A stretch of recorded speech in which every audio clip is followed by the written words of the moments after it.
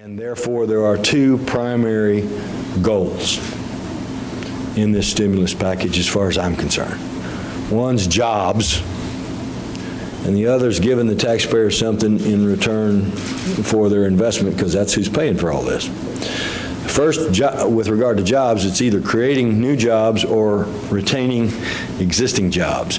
And part of what the federal government is going to require is a transparency and an accountability with specifics and numbers about what jobs are created or what jobs are saved. Now, there's some of the programs don't lend themselves to that, but a lot of the stimulus money and a lot of the programs do lend themselves to that.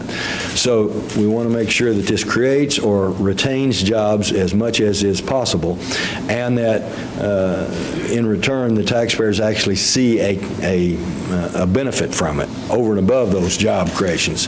For example, roads or bridges or broadband or renovation of buildings, school buildings, college buildings, whatever that case might be. Which leads me to the second point. To be responsible, and what I've told the Cabinet, we need to treat this money as capital money. And by that, I mean we need to treat it as one-time money, because that's what it is. It is one-time money. And when it's gone, it's gone. And so it doesn't need to be built into ongoing budgets and ongoing programs that won't be able to sustain themselves. We can't take this money and create new obligations on the part of the state and the people of Arkansas that 2 years from now, when the money is no longer there, would be an ongoing obligation.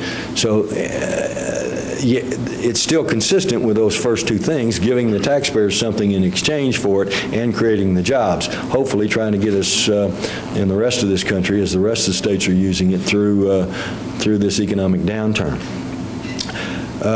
I've asked the Cabinet and those agencies that get this money to be sure and segregate it.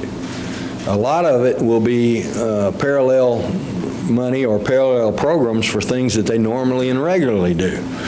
You know, the highway department's in the business of building roads all the time. But take this money, that's the stimulus money that's used for roads, and make sure you segregate that to the point that you can account for it, so that we can comply with the federal guidelines.